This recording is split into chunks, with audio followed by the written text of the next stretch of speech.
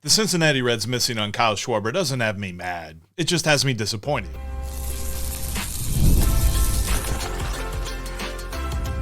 You are Locked On Reds, your daily Cincinnati Reds podcast, part of the Locked On Podcast Network, your team every day. Welcome into the Locked On Reds podcast. This is a special bonus edition here today. My name is Jeff Carr.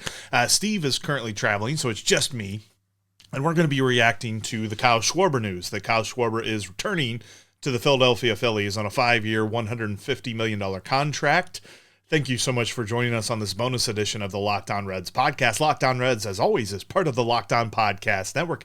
We are your team, your Cincinnati Reds, every single day. And thank you for helping us make Locked On the number one sports podcast network in the country. I want to know what your thoughts are on this. Let me know in the comment section here on YouTube or hit me up on Twitter at Jeff Carr with 3 Fs. What are your feelings on Kyle Schwarber signing with the Philadelphia Phillies? I'm sure you probably are saying, well, I expected it. Did you expect the Reds to be competitive in this bidding war? Did you expect them to sign Kyle Schwarber? Because I'll admit, I got my hopes up. I did the thing that I always do. The Reds are in on something. It seems as though there's plenty of reason to believe that the Reds could do something with this story and could improve the team, and yet they don't. They do the things they always did. The report from Jeff Passan was that there was mutual interest, but that the Reds did not meet the financial demands of Kyle Schwarber. And for me, that is just wildly disappointing. I get it. We root for a small market team, and some say small market equals small-minded, but we root for a small market team that refuses to financially compete with the larger organizations in the league. We root for a team that constantly preaches draft and develop from within, and that's how we build our team, and that's how we build a winner. But there was a tailor-made situation in this. It doesn't seem as though you have to have an economics degree to understand that signing Kyle Schwarber would have immediately increased the revenue of this team. There would have been jersey sales. There would have been ticket sales. I saw people, and I don't feel as though they were being sarcastic, commenting and saying like, oh, yes, I would consider season tickets if the Reds signed Kyle Schwarber. You know why? Because it's not something that the Reds do. The Reds don't do this. And I hate the fact that that is a thing here. I hate the fact that that is what we're talking about with this team, but they never do this. The last big acquisition that they had was when they traded for Ken Griffey Jr. There were some other interesting acquisitions. I mean, you could argue that Nick Castellanos was a big signing. You could argue that at the time, Mike Moustakas or Jamie Candelario felt like big signings, but they felt like big signings compared to what the Reds typically do, not compared to what other teams do. And so the Reds are just sitting out here competing for the same prize as the Phillies, the Mets, the Dodgers, the Yankees, while trying to do it a completely different way, while trying to shun a lot of what those teams do. And so my question is, what is it going to take for this ownership group, for this organization, to finally put together what it needs to put together? Nick Kroll had some comments the other day, and we haven't really broached on it just yet on the show, but had some comments the other day where, he kind of reiterated what Phil Castellini once said to the Rosie Reds, and that is that they just try to break even as an organization.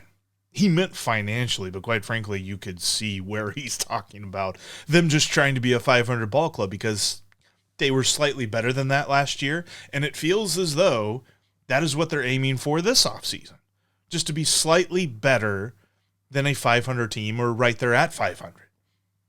Kyle Schwarber would have made them so much better than that, but it would have cost a lot more than they typically pay. And so they are trying. This would be like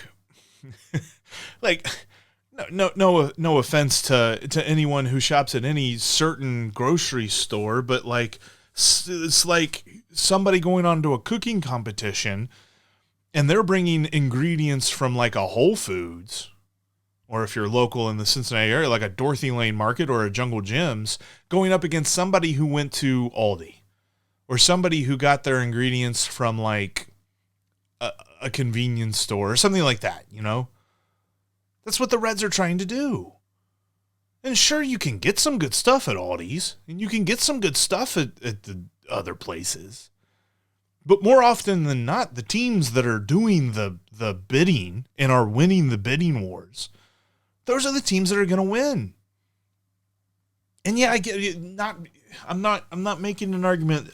Part of this is visceral. I have tried to think through this, and I've tried to make sense of this, and I've tried to distill it. And part of what I'm doing on this bonus show is still attempting to do all of that. But missing out on Kyle Schwarber sucks. I wish I had a better way of saying that, because this just doesn't seem like the Reds are trying very hard. This seems like a tailor-made situation for the Reds to build themselves into a legitimate contender. There were multiple people throughout the network that were like, oh boy, the Reds are going to be something if they land him. And they didn't. And it's not as if, well, Kyle Schwarber picked somebody's offer over the Reds because the Reds were right there with the Phillies and he just picked the Phillies. Jeff Passan said that the Reds did not meet Kyle Schwarber's financial demands. It's super disappointing. And it's a lot of it's on me because I buy into stuff like this, and I think that my team is finally going to make a good decision. And Steve will be with me on tomorrow's show, and we will fully dissect this more, and we will talk about what's next and all that stuff. But and certainly there had to be more of an offseason plan than just Kyle Schwarber.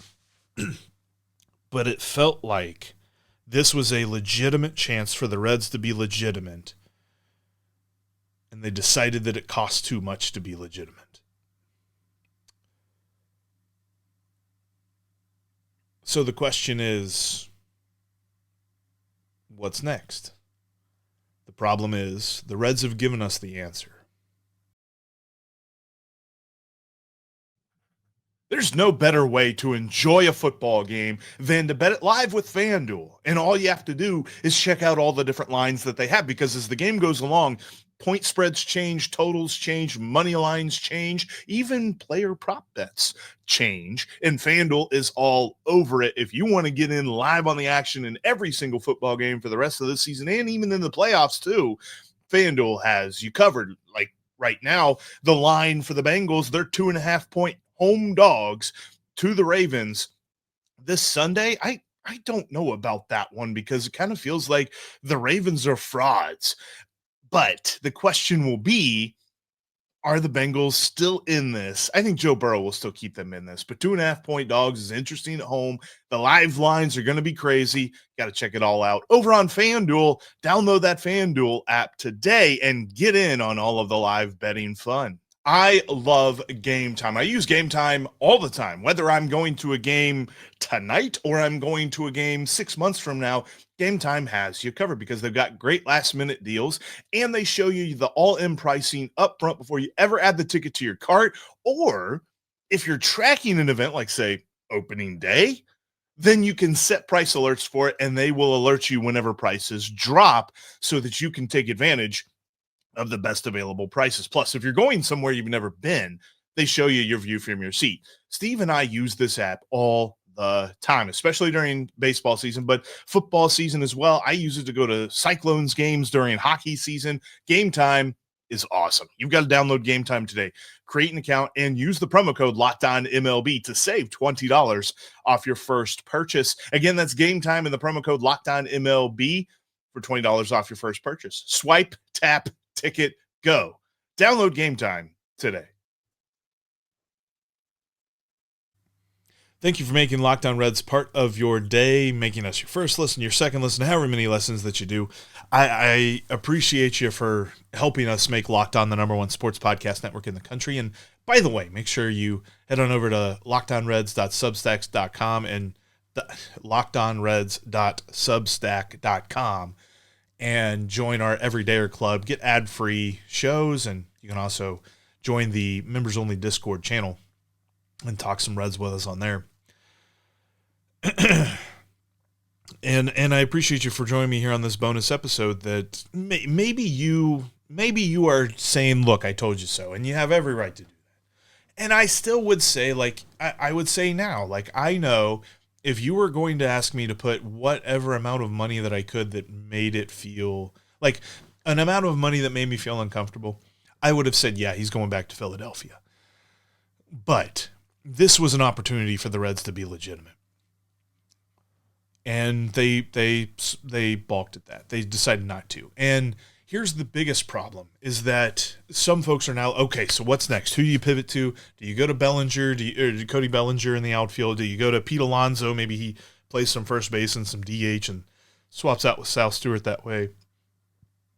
The Reds are telling us that's not on the table. The Reds are telling us that if they're not going to meet the financial demands of a kid that grew up here, and I say kid, Kyle Schwarber's not that much younger than me, of a guy who grew up in Southwest Ohio rooting for the Reds all of his life and had a deep desire to play for his home team so long as the financials made sense. And the Reds were just like, we're not going to make the financials make sense. Then how are they supposed to get anyone else that doesn't have that prerequisite connection to the team? Because now it is clear the main reason that any connection was had between the Reds and Schwarber is because he was from Middletown. It is not because he would be a huge upgrade to this lineup. It is not because the Reds felt as though it was now time to get the final piece to the puzzle and really go for this thing. It is because he was local.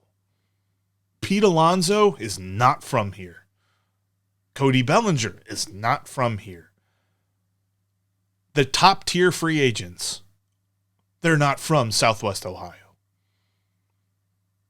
And so the Reds are saying that we're not even willing to open up the purse strings a little bit to get the local guy.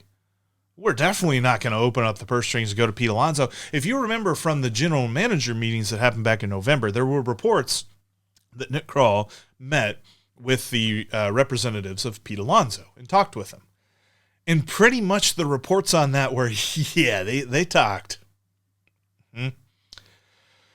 I don't think that there's anything that we should expect from that. I don't think that there's anything that we should expect from top-tier free agents. And Eugenio Suarez is not a top-tier free agent. I still think Eugenio Suarez is out of the financial comfort zone that the Reds have imposed on themselves. And that's what the most frustrating part about this is. It's not just the Kyle Schwarber bit. The Kyle Schwarber bit is frustrating. But the thing that is most frustrating is if Kyle Schwarber's off the table as far as what the Reds are willing to financially stretch for, they're not willing to stretch financially for any one of the top guys. And yeah, again, you're probably on your comment section right now saying, Jeff, we already knew this. And in my heart of hearts, I do. But there's a lot of times where I allow myself to believe that the Reds understand the opportunity in front of them and they will seize that opportunity. This was one of those times, and yet again I've been duped. Yet again, what happens is what always happens. I really wish that I could get on here and tell you, yeah, they should make a big play for Pete Alonso, big play for Cody Bellinger, whatever. I don't believe that. I really wish I could. Because if I believed in the Kyle Schwarber thing, and now I see what happens in the Kyle Schwarber thing, it is really hard for me to believe that the Reds are in on any of the big name guys. It's also really hard for me to believe that the Reds are going to make a very meaningful addition through trade either. This is the kind of thing that they were facing. Missing out on this opportunity. If they hit the opportunity, the region, not just Cincinnati, but Dayton, Lexington, Indianapolis, Columbus, even on down to Nashville, people are like, oh man, I have got to get to a Reds game. what's now likely to happen? Are they going to go get Ryan O'Hearn? Are they going to go get Rhys Hoskins? Are they going to go get Miguel Andujar? Whatever. You're not getting that reaction with those guys. But that does not seem to be something that they care about. Steve and I will dissect this a lot more on tomorrow's show. We'll look at who I truly believe that the Reds will look at. Again, it's not going to be Pete Alonso. It's not going to be Cody Bellinger. And as much as I want to be the super positive version of Jeff, this is the type of news, missing out on Kyle Schwarber the way that the Reds have, and because they did not meet his financial demands, this is the kind of thing that crushes me. You know? So we'll talk about this more on tomorrow's show. I'm also going to be on with Mo Egger here at 4:05 on Tuesday afternoon. If you're watching this on Tuesday afternoon, or there should be a podcast of it too. So we'll talk about that then too. But yeah, I'm disappointed. I think I'm more disappointed in myself than I am in the Reds, because it'd be silly of me to be disappointed in something that always happens. But I'm disappointed that I bought into this so hard and I believed in this so much. And now I'm going to go touch grass. Thanks so much for checking out today's Locked On Reds podcast. Steve and I will dissect this move. We'll have a lot more fun throughout the offseason. The Reds are still going to make moves. It's just not going to be the really exciting moves that we were hoping that this Kyle Schwarber move could be. And we're going to be all over that every single day here on Locked On Reds. Make sure that you are subscribed and you follow us on your favorite podcasting apps. Also, if we are at the top of your Spotify Wrapped list or near the top of your Spotify Wrapped list, make sure that you post about it on social media and tag the Locked On Podcast Network national account. You will get 1 free month of the Locked On Reds Everydare Club over on lockedonreds.substack.com. So make sure you check that out. And make sure you follow Steve and myself on X. You can follow us. You follow Steve at S. Offenbaker with 2 Fs. You can follow me at Jeff Carr with 3 Fs. And you can follow the show at Locked On Reds. Now make sure you go check out Sully and his views around the league. I'm sure he's talking about Schwarber. I'm sure he's talking about Edwin Diaz to the Dodgers for $33 million a year. Whew, the Dodgers. They print money over there. Must be nice. Anyway, until then, you know that Steve and I will be Locked On Reds every single day.